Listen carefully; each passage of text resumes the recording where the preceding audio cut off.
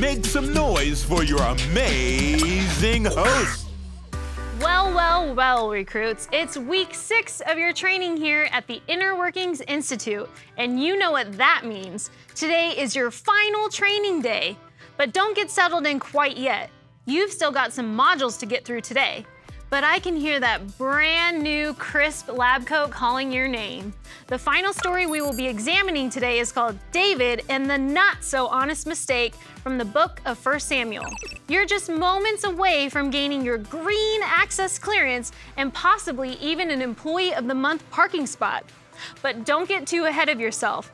Let's go ahead and take a further look at what you can expect today and check in with Mr. Coyote in the experiment unit. Coming up. Listen up, recruits. In just a few moments, you'll be heading on over to the experiment unit, where we're taking a closer look at some invisible force fields. Stay tuned for more of InnerWorkings. Now that you are in your final week of training following today's progress, we will reevaluate your lab access and see if we can move you from blue clearance to green clearance. If you do advance to green clearance, you will have full access to the lab and you'll earn that lab coat. Let's go ahead and check out today's pre-show video. Then we'll head up to the worship unit and then listen to our next Bible story. We'll catch back up with Mr. Coyote in just a little bit. Remember to select the download button below this video to access your Get Real guide. Inside, you will find recruitment information and other valuable content that will help you continue your laboratory etiquette and best practices even after your recruitment training is complete. But first, let's go ahead and take a look at this training video.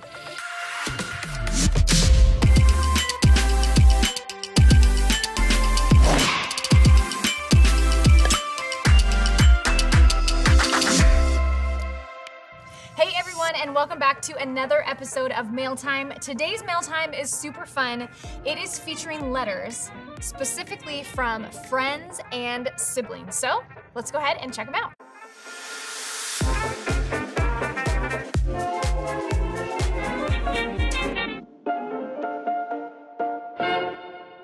So this first letter is from a gal named Helena, and Helena has a dog. You wanna know how I know that? I do. Because she included a picture of her golden retriever named Remy. Not only that, on the back, she drew a portrait of Remy as well. I love this picture. Remy looks fluffy. Remy looks like he would wanna lick you on the cheek and go fetch a ball. Now this letter is packed full of fun stuff.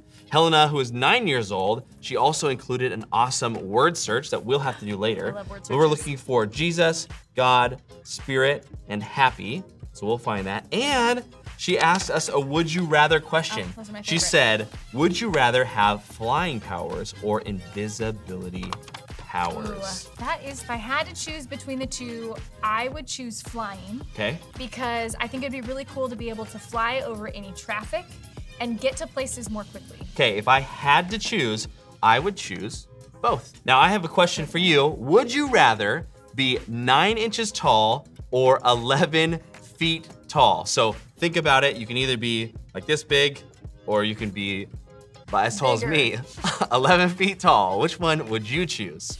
I would choose 9 inches. I would choose both. Both. All right, this next set of letters comes from 3 friends, which is super, super awesome. We have Brea, Alyssa, and Sophia. Ooh, fun. Okay, it looks like they worked on these together. Ooh, I'm excited about this. Okay. Let me just point this out. The first thing it says, can you please read this on Mail Time? We'll have to think about it. We'll let you know after this episode. We'll do it. All right, Brea. You've got super fun, colorful hearts. You drew us an amazing unicorn. Beautiful details on the eyes. This unicorn looks happy, well-fed. Looks like it's headed somewhere super, super fun. I feel like you just described me. Happy, well-fed, and I look like I'm going somewhere super fun? Yes. Yes, wow. This is a great drawing of Mr. Coyote.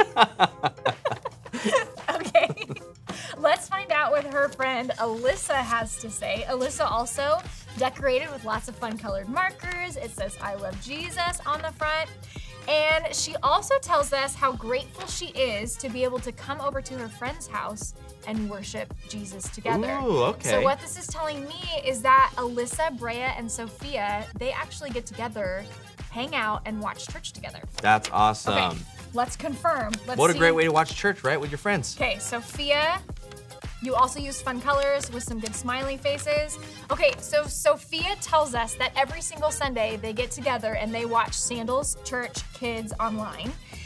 So this is amazing. I love that you guys have decided to get together. I don't know if you guys, who invited who, or how this started. I would love to know the story, but what an encouragement and inspiration to, you know, maybe invite someone from your school, from your neighborhood, maybe even someone in your family to come to church with you or to watch online. That is such a cool thing. So whoever's idea that was such a great idea. I love that you guys get to worship together. Absolutely. And our next letter comes from Scarlett, and Scarlett lives in Lake Arrowhead, and she drew an amazing drawing of a fox. Ooh. She has some beautiful cursive handwriting, which is really cool. And I'm wondering if she was inspired to draw this picture based on where she lives. There are some beautiful pine trees, a sun going right behind this tree, some shrubs, and this fox, man, I love the detail. And Scarlett signed it. Ooh. Scarlett, so awesome. I love this. I'm gonna make sure to put this somewhere very safe. All right, so our last set of letters comes from a brother and sister named Bryn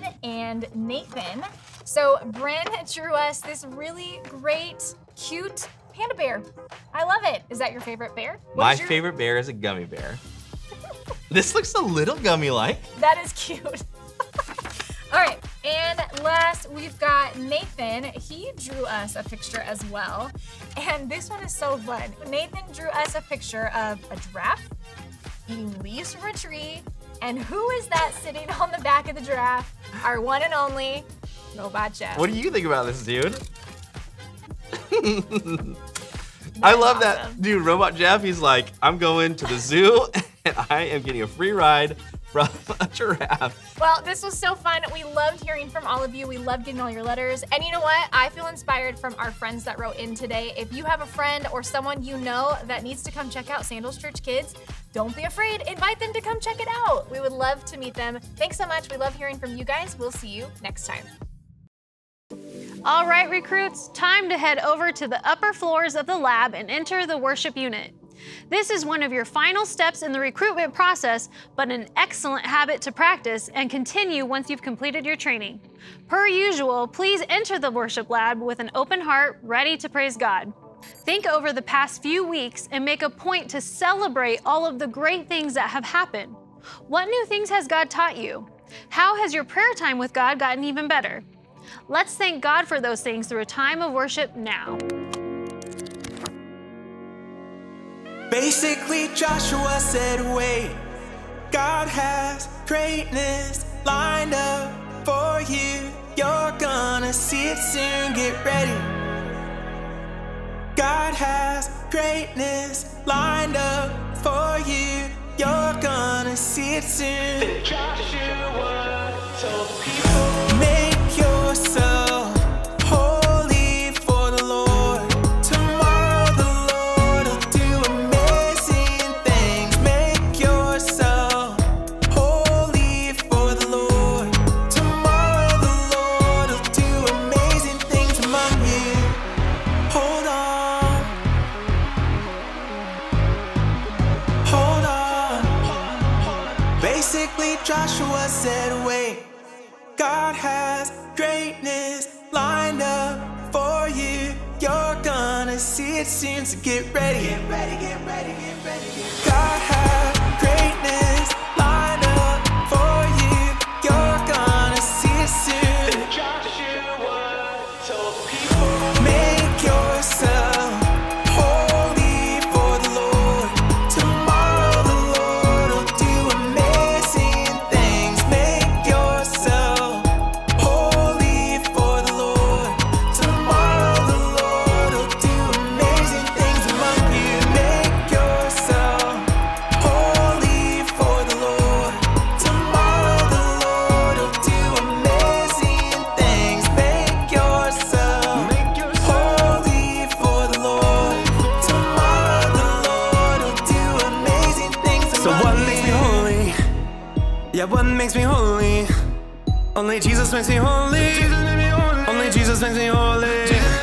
And I don't run the race for a trophy. I'm spending time with the God that wants to know me. Knowing Jesus is the thing that makes me holy. So I will face my circumstances boldly. Joshua told me, make yourself holy.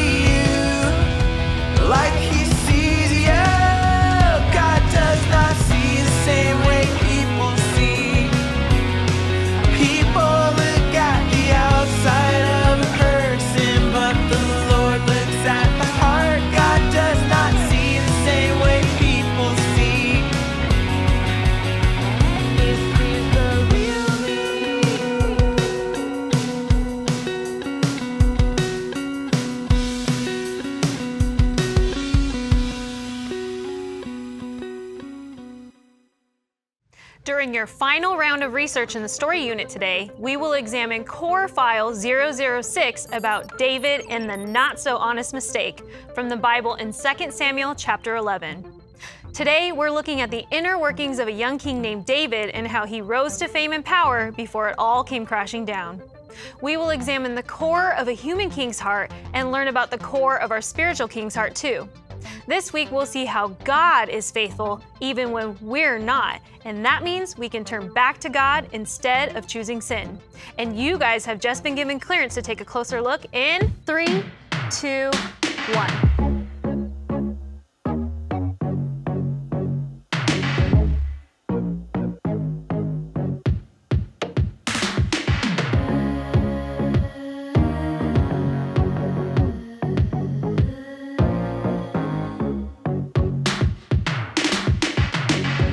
Wow, so you have made it to your final week here as a recruit at the InnerWorkings Institute. And I want you guys to know that you are always welcome up here in the story unit.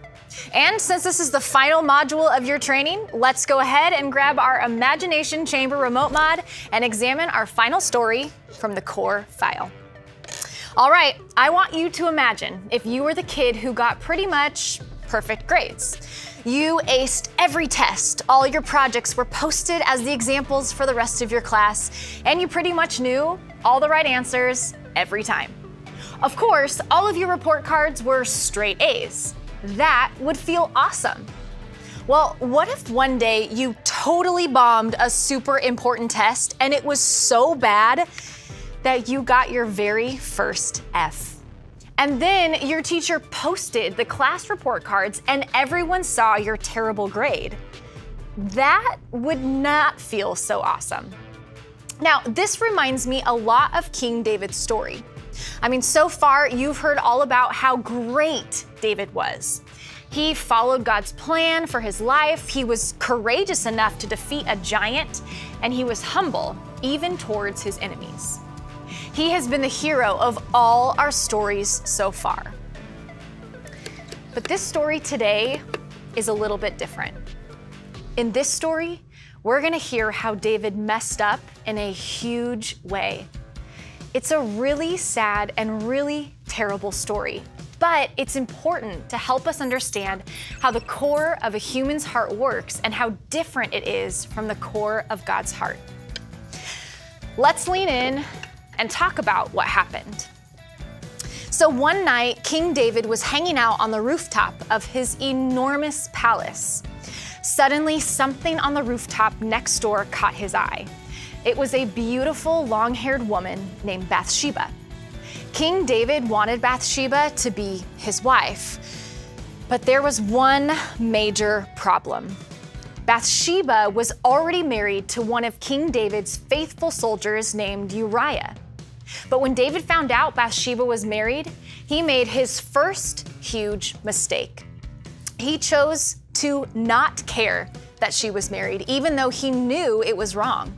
While Bathsheba's husband Uriah was off in battle serving David, David took Bathsheba as his wife, even though she wasn't.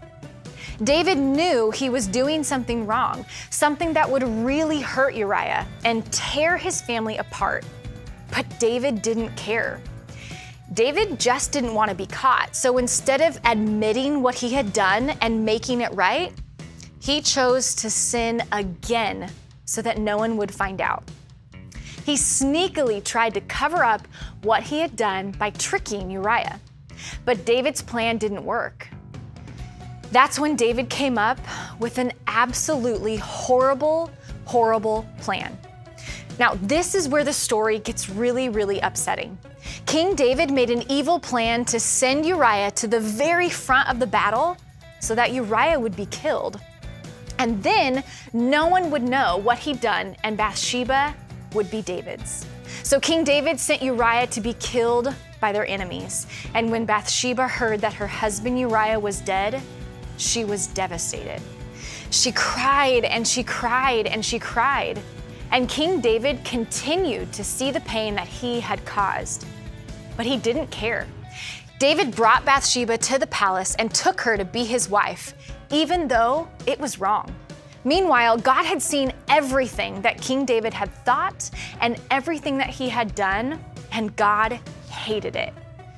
So that story did not turn out the way that I thought it would. I mean, up until now, David had been the underdog hero in all of the stories we've heard. David was faithful, courageous, and he was humble. But this story shows how even the best heroes can be far from perfect. King David went from following God to messing up big time. And not only did he take someone else's wife, but he had someone killed just so he could get away with it. Talk about sin. The amazing thing about this story is obviously not what David did, but how God responded. Later on in a book of the Bible called Psalms, David turns away from his sin and he asks God for forgiveness for what he had done. And remember, God hated what David had done, and he gave him consequences for it. But he still chose to forgive David's sin and keep his promises to him. And the great news is that God does the same thing for us. Even when we sin and we go against God, he forgives those who follow him and he continues to love them. So let's take a look at our one thing for today. The one thing to remember is that God is faithful even when we're not.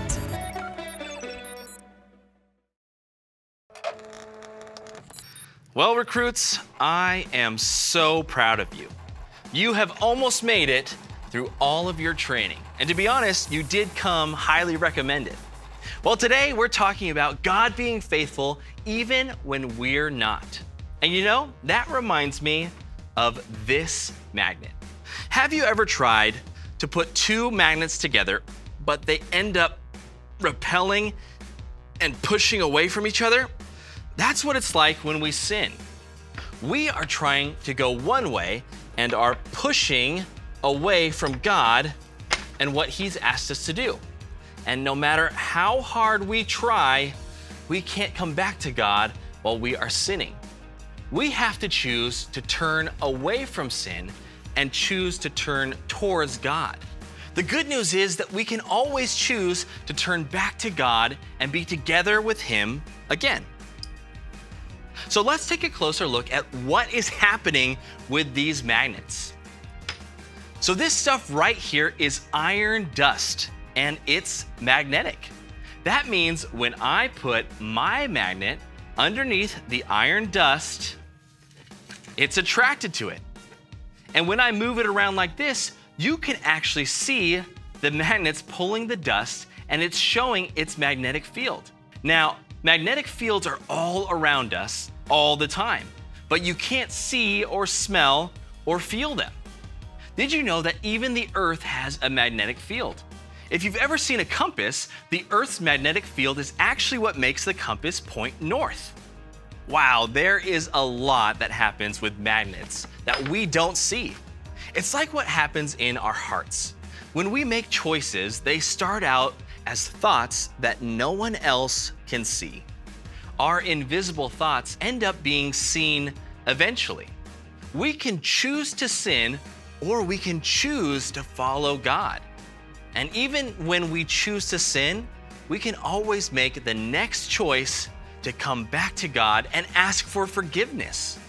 That's why our action step for today is that we can turn back to God instead of choosing sin. Hi, my name is Brian, and I want to tell you about a time when I turned back to God instead of choosing sin. Man, I remember I was in 5th grade, and my friend David Kofer invited me to his birthday party. And I was elated. I was so excited about going to this party. And I went to the party, and of course, all of my friends were there. And it was just a great, fun time. But at the end of the party, David's mom handed each of these boys a bag, and inside the bag were all of these goodies, man. There were things to eat, snacks and treats, but the best part of what was in that bag was this rubberized figurine of these different beasts. And when I pulled mine out, it was the abominable snowman. I mean, everybody at that time knew who the abominable snowman was, and I was so excited. The problem was that I had a friend named Chad who also got a brown paper bag, and inside his, he got a figurine of King Kong. And Chad came over to me and he said, hey, you know what? I would be willing to trade my King Kong figurine for your abominable snowman, because we all know that King Kong could beat up the abominable snowman easy peasy. And so he convinced me at that moment to trade my abominable snowman for his King Kong. And I remember as soon as I got home, I looked in the bag and I regretted it. Regret is this weird word. It just means like my heart was heavy. I didn't feel good about the decision. And then from that point forward, every time I went over to my friend Chad's house, guess what? He had the abominable snowman that I used to have on his windowsill. So every time I went to his house and went into his bedroom, I saw the abominable snowman and I was angry and frustrated with Chad. It just made me heavy of heart and sick in the stomach, and I just wanted to just be mean to Chad. And at that moment, when I was dealing with all those feelings, God spoke to my heart. And God said, you know what? Your heart is as cold and as hard as that abominable snowman. And I realized at that moment, what I was doing was wrong. Those feelings were wrong. That my friendship to Chad was more important than a figurine that was made out of rubber. And so I turned toward God and I told him that I would ask for forgiveness, not only from him, but I wanted to ask Chad's forgiveness for just the way I had acted as a result of those feelings. And so I turned from that, and God blessed my friendship with Chad. And just like I had a chance to turn back to God, and I did, you guys can turn back to God instead of choosing sin too. And God will bless you because of it. Congratulations, recruits! You made it to the final module of your training program here at the InnerWorkings Institute. This will be one of your final assessments. Recite the series memory verse with me. Here we go. God does not see the same way people see. People look at the outside of a person, but the Lord looks at the heart. 1 Samuel chapter 16, verse 7b. We see in our story what happened when David sinned and messed up his life big time. But eventually, David chose to turn away from his sin and then turn back to God. And God accepted him back with love and forgiveness, and even called David a man after God's own heart. That's why the one thing to remember is that God is faithful even when we're not. And our action step is we can turn back to God instead of choosing to sin. You can live out the vision of being real with yourself, God, and others by opening up your Get Real guide to the Now What. One of the best ways to turn back to God is to pray. Every night this week, take 1 minute to think about your day. Was there something you did that was sinful or not what God would have wanted? Once you're done, pray and ask God for forgiveness. Remember, God will always forgive you even when you don't measure up. And congratulations, you've officially joined the ranks of the InnerWorkings Institute. Welcome to the team. Join us next week for more with Sandals Church Kids. I'll see you then.